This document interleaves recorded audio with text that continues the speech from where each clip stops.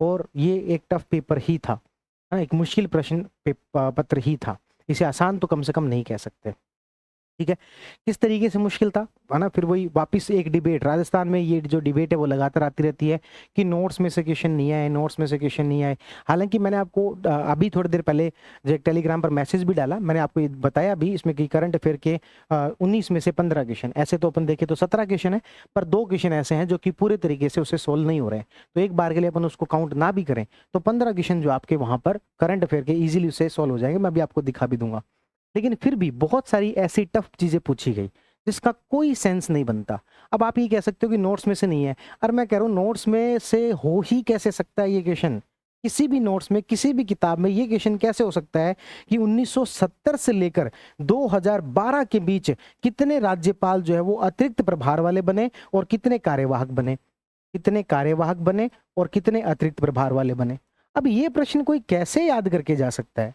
मैं आपको गारंटी से कह सकता हूं कि राजस्थान के अंदर जितने भी जो स्टूडेंट की छोड़ो, जितने भी टीचर जो स्टेट पॉलिटी पढ़ा रहे हैं, उनको भी एक बार के लिए ये प्रश्न नहीं आएगा। क्यों? क्योंकि इसके लिए प्रॉपर एक एक व्यक्ति का हमें कार्यकाल कब से कब तक रहा और कौन कार्यवाहक था, कौन अतिरिक्त प्रभार वाला था, वो एग्जैक्टली याद होना चाहिए। अच्छा, इसका कोई अंत नहीं है 1970 से 2012। अगली बार वो पूछ लेंगे 1980 से 2012 बताओ, फिर पूछ लेंगे 1990 से 2022 तक का बताओ। ये कोई तरीका होता है प्रश्न पूछने का? तो ये तो कोई जो है, कोई किसी भी नोट्स में हो ही नहीं सकता, है ना। अब इसमें डिबेट आएगी कि नोट्स में से नहीं है, नोट्स में से नहीं है। तो मुझे बता दो, क्या किसी बुक में होगा ये ऐसा क्वेश्चन? किसी भी ऑथेंटिक बुक के अंदर ऐसा क्वेश्चन होगा कि 1970 से लेकर 2012 तक?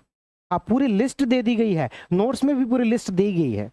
नोट्स में, अपने नोट्स में या किसी की भी सामान्य एक नोट्स के अंदर ये पूरी लिस्ट होगी, लेकिन क्या वो पूरी लिस्ट याद की जा सकती है? अब मेरा आरपीसी से ये रिक्वेस्ट है कि यदि इस तरीके के प्रश्न बनाने हैं तो भाई साहब, ये आपने जो 36% मिनिमम वाला रख रखा है, आप कितना भी पेपर टफ बना लो, क्योंकि पेपर होता है कॉम्पिटिटिव, प्रतियोगी, दूसरे के साथ तुलना। तो आप दूसरे के साथ तुलना करवानी थी, वहां तक कोई दिक्कत नहीं है। कट ऑफ जो वो 70 की वजह से आर एस प्री है, आर एस प्री का इस बार का पेपर टफ था, 70 नंबर कट ऑफ गई। और ज्यादा टफ बना दो, 50 चली जाएगी। और ज्यादा टफ बना दो, 48 चली जाएगी। और पहले जाया करती थी 48, होती भी थी 48। वो तो धीरे धीरे जैसे जैसे जो नॉलेज का एक्सेस बढ़ा तो वो कट ऑफ बढ़नी शुरू हो गई। 48 के बाद में शायद 67 गई, 67 के बाद में 76 गई, 76 के बाद में 84 गई, और 84 के बाद में 100 गई। तो वो कट ऑफ धीरे धीरे बढ़ी थी, पहले 48 थी। आरएस की कट ऑफ यदि अगली बार 48 चली जाए तो कोई बहुत बड़ा ताज्जुब नहीं होना चाहिए, है ना। उसमें मुझे लगता है कि किसी का शायद उतना नुकसान भी नहीं है। क्यों? क्योंकि वो कॉम्पिटिटिव एग्जाम है। लेकिन यहाँ पर मिनिमम मार्क्स लेके आने 36%। अब इस मिनिमम मार्क्स के चक्कर में ऐसा बहुत अच्छा कैंडिडेट जिसकी हिंदी बहुत अच्छी तैयार है, लेकिन इसमें 36% नहीं है, 72 मार्क्स। आरएस की कट ऑफ थी 70 नंबर, ये उससे भी डिफिकल्ट पेपर था, ये उससे भी डिफिकल्ट पेपर था। आरएस प्री का जो पेपर था उससे भी डिफिकल्ट पेपर था, और इस बार 36% भी एग्जाम के अंदर लाने जरूरी है। तो इससे तो जो है वो, आप जैसे पॉलिटिकल साइंस के अंदर हुआ था कि सिर्फ 6 ही लोग सिलेक्ट हुए थे, ऐसी कंडीशन की तरफ भी बढ़ सकते हैं। और थोड़ा सा टफ बना दिया तो 36% ही नहीं आएंगे। तो आरपीसी, और सबसे ज्यादा बड़ा नुकसान पता किसको है? सबसे बड़ा नुकसान है रिजर्व्ड कैटेगरी के स्टूडेंट्स को, रिजर्व्ड कैटेगरी के स्टूडेंट्स। क्योंकि उसमें तो 36 है तो मतलब 36 है, अब कौन सी कैटेगरी के उससे फर्क नहीं पड़ता। आरएस के अंदर ये हो सकता है कि पेपर बहुत टफ था तो 70, और हो सकता है रिजर्व्ड कैटेगरी का कोई स्टूडेंट है 66 चली जाए, विडो कैटेगरी के कोई स्टूडेंट है तो उसके 20 नंबर भी कट ऑफ जा सकती है। लेकिन यहां पर तो मिनिमम लाने पड़ेंगे, मिनिमम लाने पड़ेंगे। तो इस कैटेगरी वाले जो है ना, इसके तो कैंडिडेट ही मिलने मुश्किल हो जाएंगे। इस तरीके से इतना जो टफ पेपर है, वो जो है वो कुछ बहुत सारे डिजर्विंग लोग वो भी बाहर होने की संभावना इससे बढ़ जाती है। तो इस तरीके से प्रश्नों का कोई खास लॉजिक नहीं है। हाँ, इसमें से बहुत सारे ऐसे क्वेश्चन भी थे जो कि डुएबल थे, इजीली किए जा सकते थे। लेकिन ऐसे जो इतने टफ क्वेश्चन है 1970 से लेकर 2012 तक, जब वो कौन रहा, या फिर इस फलानी समिट के अंदर किस मुख्यमंत्री ने कहा कि राज्यपाल नियुक्त नहीं होना चाहिए, पर्टिकुलर किसी समिट का नाम देके, तो ये सारी चीजें जो है वो, अब आपको आप ये कह सकते हो कि सर नोट्स में से नहीं आ रहा, मुझे ऑथेंटिक बुक बता दो कि ये क्वेश्चन कहाँ मिलेगा 1970 से लेकर 2012 तक, ये एग्जैक्ट लाइन कहाँ लिखी मिलेगी। अच्छा, लिखे हुए मिल भी जाएगी तो ये पढ़ने का लॉजिक क्या है? फिर तो 1980 से 2012 भी याद रखो, 60 से 2012 भी याद रखो, या फिर वो पूरी लिस्ट याद रखो। और ऐसा कोई ऐसा नहीं है कि एक क्वेश्चन के एग्जाम्पल को पकड़ के बैठ गए और सिर्फ उसी को एक्सप्लेन कर रहे हैं। ऐसे दुनिया भर के क्वेश्चन है इस पूरे पेपर के अंदर, जो कि बहुत ज्यादा टफ बना रखे हैं, अनावश्यक टफ बना रखे हैं। और यदि कहीं पर मिनिमम कोई क्वालिफिकेशन वाली मामला नहीं होता तब भी उसमें कोई प्रॉब्लम नहीं थी, लेकिन यहां पर मिनिमम क्वालिफिकेशन भी रख रखा है। और मिनिमम क्वालिफिकेशन का सबसे बड़ा नुकसान जो है, जो कि अभी तक बहुत सारे लोगों को नहीं दिख रहा है, वो होगा रिजर्व कैटेगरी को। अब वीडियो कैटेगरी के अंदर जो है ऐसे कैंडिडेट ढूंढने मुश्किल हो जाएंगे जिसमें 36% आए, ऐसे कैंडिडेट ढूंढने ही मुश्किल हो जाएंगे। एक्स सर्विसमैन कैटेगरी के अंदर ऐसे कैंडिडेट ढूंढने मुश्किल है जिनके 36% आए, बहुत सारी वैकेंसीज हो सकता है खाली चली जाए। ठीक है, तो कुल मिलाकर हमें यहां से सीख क्या लेनी है? चलो अब देखो, वो तो अपने हाथ में है नहीं, अपन इसमें क्या कर सकते हैं? अपने हाथ में क्या है? अपने हाथ में ये है कि एक तो जो कंटेंट है उसकी डाइवर्सिटी को बढ़ाया जाए, और कम से कम जो करके जा सकते हैं। अब इसके भी बियॉन्ड कुछ आता है तो देखो उसका कोई इलाज नहीं है। कम से कम हम जो करके जा सकते हैं वो ये है कि आरबीएससी और आपके जो हिंदी ग्रंथ एकेडमी है, इसको तो कम से कम जो आज के समय में करके ही जाए। और एनसीईआरटी है किसी की तो एनसीईआरटी। राजस्थान वाले सारे सब्जेक्ट में तो मैं ये दो चीजें तो मस्ट कहूंगा कि ये दो चीजें तो जो आपकी पढ़ी ही होनी चाहिए। जो भी आपको कोई भी संस्था, कोई भी कोचिंग यदि आपको नोट्स प्रोवाइड करवा रही है, उसमें ये चीजें हैं तो उन्हीं नोट्स को बार बार रिवाइज कर लो, और यदि नहीं है तो भाई इनको ऐड ऑन कर लो, इनको ऐड ऑन कर लो। कोई कहेगा भी आप क्यों नहीं प्रोवाइड करवा देते, तो मैं तो चैलेंज के साथ कह रहा हूँ कि Rajasthan history, culture, geography, polity, इस बार की जो अपनी बुक्स आ रही है उसमें सारे जो है आरबीएससी और हिंदी ग्रंथ एकेडमी के सारे फैक्ट्स इंक्लूड किए गए, सारे फैक्ट इंक्लूड किए गए। पर फिर भी मैं कहूंगा मेरे ऊपर पूरी तरीके से विश्वास मत करो, आप खुद जो आरबीएससी और हिंदी ग्रंथ एकेडमी को लेके बैठो। दूसरी बात, जो पीएसआई का पेपर है जो कि 5 अप्रैल को है, आप मान के चलो कि लगभग ऐसा ही पेपर आने वाला है, लगभग ऐसा ही पेपर आने वाला है। आरपीएससी के मेंबर्स भी कई बार कह चुके हैं, और एसआई टेलीकॉम के अंदर एक तरीके से ट्रेलर भी दिखा दिया। पटवारी वीडियो का पेपर आसान आया तो राजी हो रहे थे अपन लोग, है ना, पर वापिस इन्होंने वो ट्रेलर दिखा दिया है। और मैं आपको गारंटी से कह रहा हूं आरएस प्री का पेपर भी ऐसा ही टफ आने वाला है, आरएस प्री का भी पेपर ऐसा ही टफ आने वाला है। आरएस के मेंस के अंदर जो है इस बार जो आलोचना हुई है उसके आधार पर मैं ये आपको अनुमान लगा के कह सकता हूं कि अब ये जो 208 नंबर की कट ऑफ है अब इससे कम नहीं जाएगी, और इस कट ऑफ को वापस बढ़ाएंगे, 300 के आसपास फिर लेके जाएंगे। भयंकर आलोचना हुई है आरपीएससी की इस मामले में, और जो है नंबर बढ़ाना घटाना आरपीएससी के हाथ में है। उनको बस एक इंस्ट्रक्शन देना है कि इस तरीके से मार्क्स दिए जाएं, 10 में से जिसने अच्छा लिखा है उसको 5 दे दिए जाएं। इस बार क्या कहा होगा, 3 से ऊपर देना मत।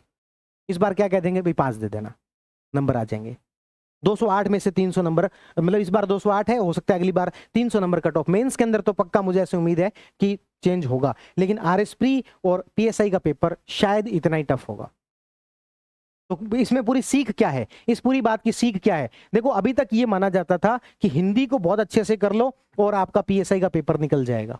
बात सही है, हिंदी का जो पेपर है वो स्कोरिंग है, उसमें मार्क्स ज्यादा आ सकते हैं, प्रोबेबिलिटी उसके अंदर ज्यादा है, उसमें आप 180, 190, इवन जो है वो 200 नंबर भी टच किए हैं लोगों ने, तो ये किए जा सकते हैं। लेकिन इसके साथ साथ जीएस जीके का जो पेपर है उसको भूल मत जाना भाई साहब, 36% नंबर लेके आने हैं, 72 मार्क्स लेके आने हैं। खास तौर पर मेरी रिक्वेस्ट है रिजर्व, किसी भी रिजर्व कैटेगरी का स्टूडेंट है उससे, या आप ये मत भूल जाना कि इसमें 36% नंबर तो लाने हैं आपको, तभी आपके हिंदी के नंबर लाने का फायदा होगा, अदरवाइज कोई हिंदी के नंबर लाने का फायदा ही नहीं होगा। 36% नंबर आपको लेके आने हैं, तो 36% नंबर कैसे लेके आ जाएंगे? डेप्थ बढ़ाओ और मल्टीपल रिवीजन करो, डेप्थ बढ़ाओ और मल्टीपल रिवीजन। ठीक है, तो अब यही जो है आपके पास में सॉल्यूशन है कि जो पीएसआई का 5 अप्रैल का जो पेपर है आप उसके लिए जीएस जीके में, अच्छा अब अपने यहाँ पे जो टेस्ट सीरीज चलाते हैं उसमें काफी डिफिकल्ट पेपर होता है। मेरे पास में कल परसों तो एक ऐसा मैसेज आया, उन्होंने कहा सर मैंने आपकी टेस्ट सीरीज ज्वाइन की लेकिन इतना टफ पेपर आप देते हो कि डिमोटिवेट करना आपका उद्देश्य है क्या? और उन्होंने कहा मुझे तो लगा कि श्रमिक अकेडमी को ज्वाइन करने का मेरा जो आपके डिसीजन है वही शायद गलत था। इतना टफ पेपर बनाने का क्या जो है आपके उद्देश्य बनता है? स्टूडेंट को क्यों डिमोटिवेट कर रहे हो? तो देख लो भाई, अब क्यों डिमोटिवेट कर रहे हो? जो रियलिटी है उससे कितने दिन भागोगे? तो वो तो आपको चीजें पढ़नी पड़ेंगी। तो ओवरऑल इसका कंक्लूजन क्या है? ओवरऑल कंक्लूजन सर यही है कि चीजों की डेप्थ बढ़ाओ। कैसे बढ़ाएं डेप्थ? डेप्थ कैसे बढ़ाएं? तो ये 2 किताबें खास तौर पर आरबीएससी और हिंदी ग्रंथ एकेडमी।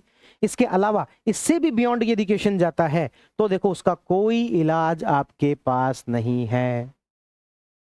जो आज के पेपर के टफ क्वेश्चन है, वो जो टफ क्वेश्चन है, आसान वाले मैं नहीं कह रहा, जो टफ क्वेश्चन है वो इन 2 किताबों में भी नहीं मिलेंगे। मैं टफ क्वेश्चन ही उसको कह रहा हूं कि जो एनसीईआरटी आरबीएससी हिंदी ग्रंथ एकेडमी की किताबों में भी नहीं है, और जो ज्यादातर जो चलित जो बुक्स नोट्स वगैरह होते हैं उसमें भी नहीं है, उसको मैं टफ क्वेश्चन कह रहा हूँ। जो इनमें है उसको फिर भी अपन ये कह सकते हैं कि हाँ भाई ये तो पढ़ के जाना चाहिए था, आजकल जिस तरीके का ट्रेंड है पढ़ के जाना चाहिए था।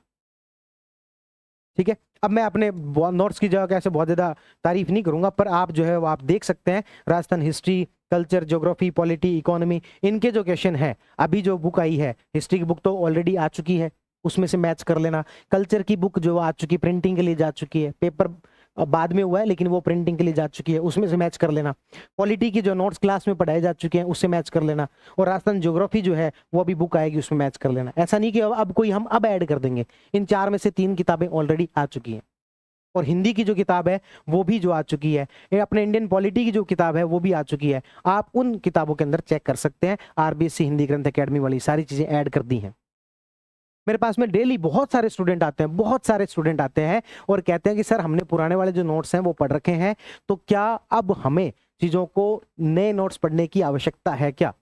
तो एक बार मेरे भी मन में आता है कि यार जब पढ़ ही रखे हैं तो दिमाग में पिक्चर बैठी होती है कि ये नोट्स में यहाँ लिखा हुआ है, ये नोट्स में यहाँ लिखा हुआ है, इसलिए मैं वही रिकमेंड कर दूं कि नहीं, जो पढ़ रखे हैं उसी को बार बार रिवाइज करो। पर फिर मैं एक जो मिली जुली राय देता हूं कि यदि आपके पास किसी एग्जाम का अभी भी समय है, खास तौर पर जैसे आरएस मेंस का भी टाइम है, तो आरएस मेंस में यदि टाइम है तो आपको अपडेट कर लेने चाहिए, तब आपको फिर नए नोट्स ही पढ़ लेने चाहिए। हाँ, आपके पास में यदि टाइम नहीं है, टाइम की कमी है, तो फिर उन्हीं नोट्स के अंदर वैल्यू एड ऑन कर लो। और दुनिया भर की चीजें हैं वैल्यू एड ऑन के लिए, बहुत सारी चीजें हैं, बहुत सारे फैक्ट्स हैं जो कि वैल्यू एड ऑन करने वाले हैं। ठीक है, और जो अपनी किताबों में भी आपको आराम से मिल जाएंगे। बाकी मेरे ऊपर विश्वास करो ही मत, आप तो आरबीएससी और हिंदी ग्रंथ एकेडमी को उठा के देख लो और अपने नोट्स जो उठा के देख लेना, आपको लगेगा कि हाँ सारी चीजें इसमें से ले ली गई हैं। ठीक है, तो कुल मिला के कहने की बात यह है कि जीएस जीके वाले पेपर को भी बहुत सीरियसली आपने लेना है। सिर्फ हिंदी आपका सिलेक्शन, मतलब हिंदी आपका सिलेक्शन करवा सकती है, लेकिन जीएस जीके आपका सिलेक्शन रोक सकती है, ये ध्यान रख लेना। हिंदी आपका सिलेक्शन करवा सकती है लेकिन जीएसजी के आपका सिलेक्शन रोक सकती है। और खास तौर पर मैं क्या कह रहा हूं, रिजर्व्ड कैटेगरी 36% नंबर लाने मुश्किल हो सकते हैं। जिस तरीके का पेपर आज का टेलीकॉम वाला था, और उसी तर्ज पर पेपर पीएसआई और आरएस प्री का होगा, ये आप लगभग तय मानो। ठीक है, हाँ। ईयूआरओ की बताओ तो ये जो मैंने बुक्स लिखी हैं वो ईयूआरओ के लिए तो है, Rajasthan history, culture, polity, geography, Indian polity part B, ये वही तो है। सर इंग्लिश मीडियम में बुक कब आएंगी राजस्थान हिस्ट्री की और बाकी सब की भी? देखो एक एक हफ्ते के गैप पर आ जाएगी। जैसे इस हफ्ते राजस्थान हिस्ट्री की आई थी, तो नेक्स्ट वीक तक आपको राजस्थान हिस्ट्री की इंग्लिश में बुक मिल जाएगी। ठीक है, हिंदी तो हिंदी में ही होगी, हिंदी व्याकरण तो वो आपके अभी सोमवार को बुक आई गई है, सोमवार कल शाम से आपको हिंदी की बुक मिल जाएगी। इसके अलावा पर्यावरण की जो बुक है वो भी हिंदी के अंदर आ चुकी है। इंग्लिश में कब आएगी? इंग्लिश में नेक्स्ट वीक आ जाएगी, मतलब इस वीक आ जाएगी। फिर उसके बाद में राजस्थान कल्चर की जो बुक है वो आपको मार्केट में हिंदी में मंगलवार को दिख जाएगी, इंग्लिश में संडे तक दिख जाएगी। राजस्थान पॉलिटी है तो राजस्थान पॉलिटी की जो बुक है वो आपको 2-3 दिन मान लो, बुधवार गुरुवार तक मान लो, गुरुवार तक आपको हिंदी में दिख जाएगी। उसके एक हफ्ते बाद यानी कि नेक्स्ट जो गुरुवार होगा उसमें आपको इंग्लिश में दिख जाएगी। इंडियन पॉलिटी की जो बुक है वो ऑलरेडी हिंदी और इंग्लिश दोनों में आ चुकी है। मॉडर्न इंडियन हिस्ट्री है तो मॉडर्न इंडियन हिस्ट्री इस संडे तक आपको हिंदी में दिख जाएगी और नेक्स्ट संडे तक जो आपको इंग्लिश में दिख जाएगी। इस तरीके से सारी किताबें बहुत शानदार तरीके से इसमें आई चुकी हैं।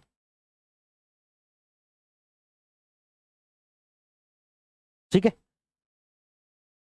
चलिए एक बार मैं कमेंट देख लेता हूँ फिर अपन पढ़ना शुरू करते हैं।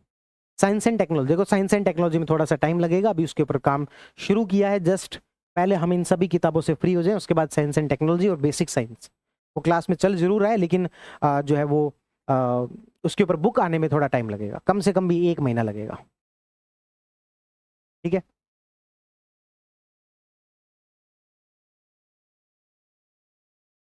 सर सितंबर महीने के करंट अफेयर की पीडीएफ कब मिलेगी? अरे मिल चुकी है भाई, टेलीग्राम पर भी पढ़ी है, कोर्स में भी पढ़ी है।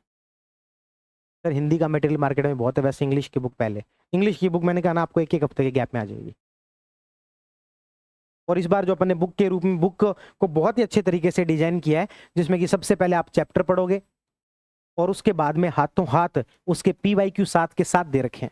आपको कोई दो अलग अलग जो है नोट्स या किताबें लाने की आवश्यकता नहीं होगी कि हमने पहले एक चैप्टर को पढ़ा और फिर उसके PYQ के लिए अलग से बुक लेके आए। नहीं, आपने कोई भी चैप्टर पढ़ा उसके साथ साथ उसके PYQ। और PYQ भी सामान्यतः जो मार्केट में बुक आती है उसमें सिर्फ ऑब्जेक्टिव होते हैं, और अपन ने जो बुक के अंदर दिए हैं ऑब्जेक्टिव के साथ साथ चैप्टर वाइज सब्जेक्टिव जो है आपके क्वेश्चंस भी दिए हैं कि कौन कौन से आए हैं। तो सब्जेक्टिव और ऑब्जेक्टिव क्वेश्चंस के PYQ को शामिल करते हुए बेहद शानदार।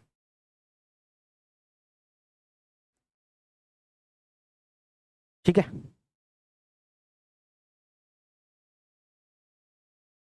कह रहे सर बुक जो है सिरेमिक के स्टूडेंट के लिए रखनी चाहिए थी, मार्केट में आएगी तो फिर देख लेंगे। देखो, सिरेमिक की बुक को आप सिरेमिक की बुक मत मानो, आप तो ये मानो कि NCERT, RBSC, हिंदी ग्रंथ एकेडमी और अन्य महत्वपूर्ण तथ्यों का संकलन है वो। बस आप भले ही सिरेमिक की बुक छोड़ो, आप तो RBSC, हिंदी ग्रंथ एकेडमी, NCERT तीनों पढ़ लो या फिर सिरेमिक पढ़ लो, एक ही बात है। कोई सिरेमिक की बुक में कोई कोई हमें कोई दिव्य ज्ञान प्राप्त नहीं हुआ कि हमने अपनी तरफ से कोई फैक्ट्स को जो डाल दिया। आप या तो सिरेमिक एकेडमी की बुक्स पढ़ लो, एक तरफ ये है, ठीक है, और दूसरी तरफ ये है कि आप ये नहीं पढ़ना चाहते तो RBSC, हिंदी ग्रंथ एकेडमी और NCERT और अन्य महत्वपूर्ण तथ्य इनको शामिल करते हुए जो आप पढ़ लो। ठीक है, और फिर भी मैं कहूंगा सिरेमिक एकेडमी की बुक भी पढ़ रहे हो तब भी मेरे ऊपर अंधा विश्वास ना करके आप एक बार RBSC, हिंदी ग्रंथ एकेडमी, NCERT और अन्य महत्वपूर्ण तथ्यों को भी देख लेना। क्या वाकई में जो मैं बोल रहा हूं वो बात सही भी है या फिर केवल बोलने के लिए बोल रहा हूं, इसको भी एक बार चेक करना। ठीक है, तो ये चीज है। तो अपन पढ़ना शुरू करें। हम पढ़ रहे थे सितंबर महीने का करंट। अच्छा हाँ, उससे पहले मैं आपको ये करंट के क्वेश्चन एक बार और दिखा देता हूँ। करंट के क्वेश्चन बता देता हूँ कि जो मैं आपको बता रहा था। हाँ देखो, करंट के क्वेश्चन मैंने आपको कहा कि 15 जो क्वेश्चन है वो सीधे सीधे नोट्स में से आए। जो इसमें दे रखा था, Girish Gupta 10 metre air pistol youth स्पर्धा के अंदर स्वर्ण पदक जीता। यही क्वेश्चन पूछा कि 10 मीटर एयर के अंदर स्वर्ण पदक किसने जीता, तो गिरीश गुप्ता ने जीता। ठीक है, मैं ये नहीं कहता कि याद करना कोई आसान है, याद करना उतना आसान मैं नहीं मानता कि ये बहुत माइन्यूट डिटेल है, इसको याद करना उतना आसान नहीं है। पर क्वेश्चन जो है नोट्स में से तो है ही, है ना। कोई बहुत कोई लंबे चौड़े नोट्स भी हम देते नहीं है। अच्छा, उसके बाद में आता है ये भूमि आवंटन नीति वाला। भूमि आवंटन नीति के अंदर आप देखोगे तो ऐसा लगेगा कि सारे के सारे जो स्टेटमेंट है वो सीधे सीधे यहाँ से लिए हैं, और कोई एक्चुअल में कोई हमने अपनी तरफ से कोई दिव्य ज्ञान हमें प्राप्त नहीं हुआ। ये सारे के सारे स्टेटमेंट एग्जैक्टली सुजस के अंदर दिए गए हैं, सुजस में से लिए थे और सुजस में से डायरेक्टली आ गया। ये वाला स्टेटमेंट दिया है, इस नीति के तहत आवासीय परियोजना, वाणिज्यिक परिसर, retail fuel filling station, gas वितरण प्रोजेक्ट, गैस गोदाम, रेड कैटेगरी आदि उद्योग को भूमि आवंटन नहीं किया जाएगा। तो ये इसमें पहला ही दे रखा है, आवासीय परियोजना, वाणिज्य परिसर, रिटेल फ्यूल स्टेशन आदि को भूमि आवंटन नहीं किया जाएगा। ठीक है, दूसरा स्टेटमेंट दे रखा है, ये वाला स्टेटमेंट इसमें नहीं था लेकिन इसकी कोई आवश्यकता भी नहीं है, आंसर इजीली निकल रहा है। तीसरा स्टेटमेंट था कि जो इस नीति में विभिन्न सामाजिक उपयोगों के लिए भूमि आवंटन आरक्षित डीएलसी दर की 40% पर दिया जाएगा। तो यही स्टेटमेंट इसके अंदर दे रखा है। ये अगला जो स्टेटमेंट था वो ये था कि रिको आवंटन मंडल को कृषि डीएलसी दर पर आवंटित की जाएगी, जबकि ये कह रहा है कि कृषि की 10% दर पर आवंटित की जाएगी। ठीक है, तो ये आपको एग्जैक्टली यहां पर स्टेटमेंट जो देखने को मिलेगा। इसी तरीके से ये मैंने आपको 4 सेमीकंडक्टर, ये तो मैंने पिछले जो 4-5 क्लासेज है उसी के अंदर बताया। 4 सेमीकंडक्टर की बात करें तो यहां पर मोहाली हो गया, उड़ीसा के अंदर 2 हो गया और एक आपके आंध्र प्रदेश के अंदर हो गया। तो यही पूछा था कि पंजाब हरियाणा तमिलनाडु गलत है, उड़ीसा पंजाब आंध्र प्रदेश ये सही हो जाएगा, तीसरा सही हो जाएगा। क्यों? क्योंकि एक तो है पंजाब में, 2 है उड़ीसा के अंदर और एक है आंध्र प्रदेश के अंदर। और ये मैंने आपको याद भी करवाए थे, 2-3 क्लास पहले की बात है। ठीक है ना, उसमें करवाए थे अपन इकोनॉमी वाले के अंदर। अब आगे ये विकसित राजस्थान वाला कि विकसित राजस्थान 2047 जो दस्तावेज को किसने तैयार किया है, तो ये पहली लाइन है कि Rajasthan institute of transformation and innovation यानी कि रीति द्वारा नीति आयोग के साथ मिलकर तैयार किया गया। ये चौथा स्टेटमेंट है, राजस्थान इंस्टीट्यूट फॉर ट्रांसफॉर्मेशन और नीति आयोग द्वारा। 2 दिए तो दोनों के दोनों पूछे। अच्छा, इसी के अंदर ये एक और क्वेश्चन है यहाँ पर कि विकसित राजस्थान के अंदर कौन कौन से 4 सेक्शन है, तो यही अगला क्वेश्चन है आपके। ये रहा, 2047 तक विकसित भारत का पहल 4 स्तंभों पर आधारित है। तो वो 4 स्तंभ कौन कौन से हैं, तो ये रहा, ज्ञान, जी का मतलब गरीब, वाई का मतलब युवा, ए का मतलब अन्नदाता और एन का मतलब जो वो नारी शक्ति। ठीक है ना, गरीब, युवा, अन्नदाता और नारी शक्ति। ठीक है, उसके बाद आगे बढ़ते हैं। अगला प्रश्न जो है विश्वकर्मा युवा उद्यमी प्रोत्साहन योजना, तो इसमें दो बातें दी गई है, 18 से 45 वर्ष, तो ये 18 से 45 वर्ष, अधिकतम 2 करोड़ तक के ऋण पर 4% ब्याज अनुदान, 2 करोड़ तक के ऋण पर 8% ब्याज अनुदान। तो ये यहाँ पर क्या हो गया, गलत हो गया है ना। तो एग्जैक्टली वही दो लाइनें जो कि आपके नोट्स के अंदर लिखी गई हैं। उसके बाद में इसमें आ जो प्रधानमंत्री ने जो है वो आपके जो पीएम स्वनिधि योजना है, इसकी कार्यान्वयन की संयुक्त जिम्मेदारी किसकी रहेगी, यहां पर दिया गया है कार्यान्वयन की जिम्मेदारी आवासन और शहरी मंत्रालय और वित्तीय सेवा प्रभाग। तो क्या आ जाएगा, आवासन शहरी मंत्रालय और वित्तीय सेवा विभाग द्वारा। ठीक है, तो ये आपको यहां पर देखने को मिलेगा कि एग्जैक्टली इसमें से आ रहे हैं क्वेश्चन। फिर आगे वही प्रोजेक्ट आरोहण, प्रोजेक्ट आरोहण टोल प्लाजा कर्मचारियों के बच्चों की शैक्षिक आवश्यकताओं को पूरा करने के लिए है। तो प्रोजेक्ट आरोहण नीति आयोग द्वारा समर्थित, इसमें एक लाइन एक्स्ट्रा दे रखी है, एक कॉर्पोरेट सामाजिक जिसका उद्देश्य राजमार्ग टोल प्लाजा कर्मचारियों के बच्चों को लाभान्वित करना है। किस प्रकार से लाभान्वित करना है, तो उनकी सामाजिक आर्थिक भेदों को कम करना और छात्रों के लिए गुणवत्तापूर्ण शिक्षा। तो यही कह रखा है कि शैक्षिक आवश्यकताएं, यानी कि छात्रों के लिए गुणवत्तापूर्ण शिक्षा तक समान पहुंच प्रदान करना है। ठीक है, आगे बढ़ते हैं। आगे अपन देखते हैं कि हाँ ये वाला क्वेश्चन, तो ये वाला क्वेश्चन जो है इसमें थोड़ा सा दिमाग लगाना था, पर इसी से ये निकल के आ रहा है कि कौन से प्रोजेक्ट के तहत है। दोनों प्रोजेक्ट 19 के तहत है क्या, हिमगिरी उदयगिरी, नहीं, ये प्रोजेक्ट 17A के तहत है। इसके तहत है 17A के तहत है, तो इसलिए यहाँ पर ये स्टेटमेंट गलत हो जाता। और ये दूसरी बार था जब दो अलग अलग शिपयार्ड जो है स्वदेशी रूप से निर्मित दो फ्रंटलाइन सतह लड़ाकू विमानों को एक साथ कमीशन किया गया। ठीक है, फिर इसमें जो राज किसान साथी परियोजना, इसमें भी जो इसको कौन सा अवार्ड मिला, CIPS इनोवेशन अवार्ड, इसको इन्होंने कंप्लीट जो है उसमें वैसे बता दिया, फुल फॉर्म के साथ बता दिया। ठीक है, और कहां पर मिला वो भी एक लाइन एक्स्ट्रा ही लिखी हुई थी। फिर इसी तरीके से ये वाला आ गया, तो इसमें वो लिखा हुआ कि 70% से जो 10% वाला इसमें वो आ जाएगा। फिर आपके ऑपरेशन सिंदूर को काफी डिटेल में बताया गया था, वो रीजनिंग के साथ लिंक करके बता दिया। फिर आप क्या आ गया कि बजट घोषणा 2024-25 के अनुसार ये वाला जो उप केंद्र है वो कहां पर किस शहर में बनाया जाएगा, तो ये रहा जयपुर में स्टेट रिमोट सेंसिंग का उप केंद्र जो खोला जाएगा। ठीक है, अगले पर चलते हैं।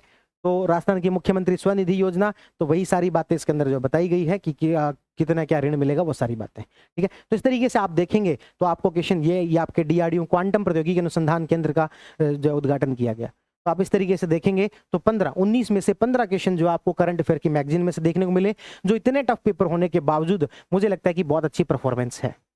और इसका सिर्फ बेसिक रीजन यही है कि हम चीजों को काफी डिटेल में कवर कर रहे हैं। बहुत सारे स्टूडेंट कहते हैं कि सर आप पहले 5 घंटे के अंदर करंट पढ़ा दिया करते थे, आजकल जो 8 से 10 घंटे लगाते हो, ऐसा क्यों? या ऐसा इसलिए क्योंकि RPSC जिस डेप्थ में पूछ रही है तो हमें भी उसी डेप्थ में तैयार करना पड़ता है, और उस डेप्थ में तैयार करने के लिए हमें बहुत सारा यहाँ पर जो चीजों को तैयार करके लाना पड़ता है ऑथेंटिक सोर्स के साथ।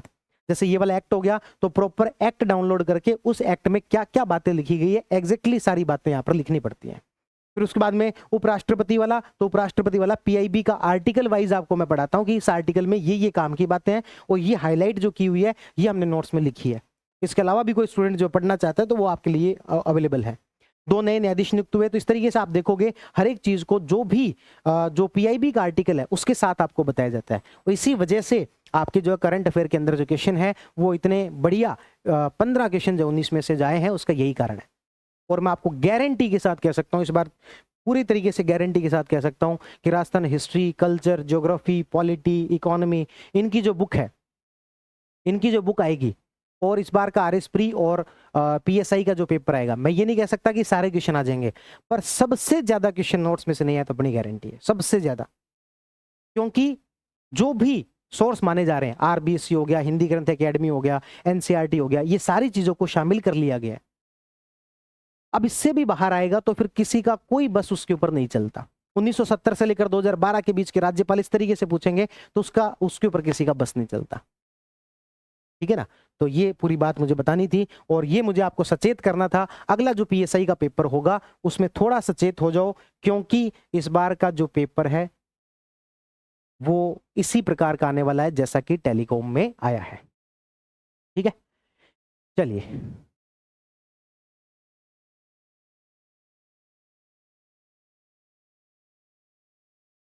चलो भाई आगे बढ़ते हैं। आज